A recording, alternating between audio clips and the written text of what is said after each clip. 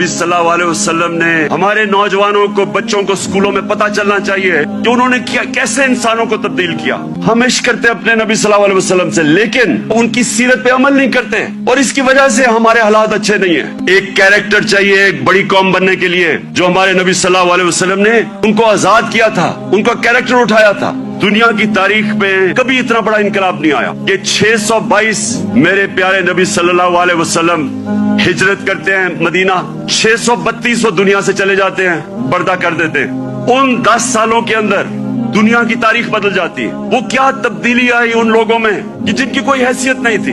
2 super powers, एक मगरिब में और एक मशरिक में, 10 सालों में ये कौम बदली और इन्होंने दुनिया की इमामत की। कुरान में अल्लाह कहता है, मैं कभी किसी कौम की हालत नहीं बदलता जब तक वो कौम खुद अपनी हालत बदलने की कोशिश नहीं करती। वो कौम की हालत बदल गई क्योंकि लोगों ने अपने आप को बदल लिया और लीडर्स बन गए। उन्होंने सबसे पहले इंसानों को आजाद किया, ज़हनी तौर पे आजाद किया, अंदरूनी तौर पे आजाद किया। उन्होंने मदीना में सबसे पहले चीज क्या की? जो अदल और इंसाफ का निजाम कायम किया।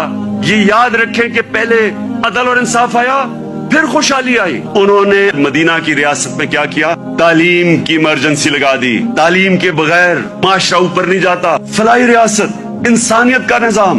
दुनिया की तारीख में पहली दफा उन्होंने एक फलाई रियासत बनाई। अल्लाह ने खिताब मेरे नबी सल्लल्लाहु अलैहि वसल्लम को रहमतुल आलमीन का था। सब इंसानों के लिए रहमत बन के आए थे, जिस तरह मेरा रब रब्बुल आलमीन है। जो मिसाक मदीना चार्टर, मदीना का जो चार्टर था, जो पहली कॉन्स्टिट्यूशन थी, इसमें इंसानों को इकट्ठा किया गया। लीडर की निशानी होती है कि लोगों को, इंसानों को इकट्ठा करता है, तकसीम नहीं करता। लेकिन इसका एक और भी मतलब है, जो भी माशरा मेरे नबी सल्लल्लाहु अलैहि वसल्लम के अहकामात पे चलेगा, जो भी उनकी सीरत पे चलेगा, वो मुसलमान है या नहीं है, अल्लाह की उनकी बरकत आ जाएगी उनके ऊपर, क्योंकि वो रहमतुल आलमीन थे।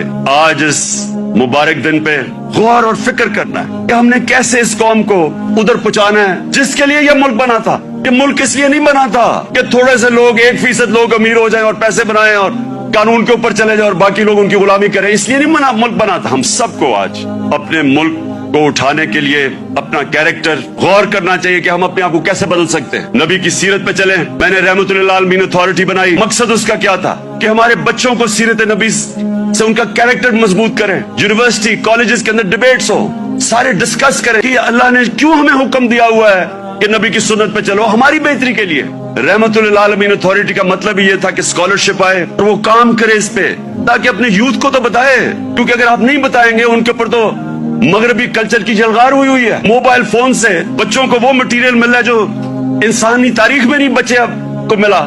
तो जब तक आप उनको सीरत नबी से उनको मजबूत नहीं करेंगे, वो कैसे, ये जो इतना ऑनस्लॉट है एक वो कल्चर का जो बिल्कुल मुख्तलिफ है हमारे दीन से, हमारी तारीख से, हमारे कल्चर से, वो कैसे मुकाबला करेंगे उनको जब तक उनको आप मजबूत नहीं करेंगे। वहां तो जो कल्चर आ रहा है टेलीफोन से, मैं अभी आपको बता देता हूं, वो ये कह रहा है क्योंकि टेक्नोलॉजिकली वो इतने आगे निकल गए हैं, इसका मतलब हर चीज में वो आगे हैं, इसका मतलब हमारा दीन भी आउटडेट हो चुका है, हमारा कल्चर भी आउटडेट हो चुका है। वो बेचारे उनको कॉपी करना शुरू कर देते हैं बच्चे, और गलती हमारी है क्योंकि हम उनको बता ही नहीं सके कि दूसरा हमारा है क्या, जो इल्लामा इकबाल कोशिश करते रहे। तो ये रहमतुल आलमीन अथॉरिटी का मकसद ही ये था कि हम अभी से अपने बच्चे, कॉलेज स्टूडेंट्स, यूथ, उनको तैयार करें। 21वीं सदी में आपने कैसे फेस करना है दुनिया को। अपनी सारी यूथ को कहता कि अगर हमारे अभी तक हमारे एजुकेशन सिस्टम आपको तालीम नहीं दे सका जो आपको मिलनी चाहिए, और इंशाल्लाह हम जब भी वापस आएंगे और अल्लाह ने जब किया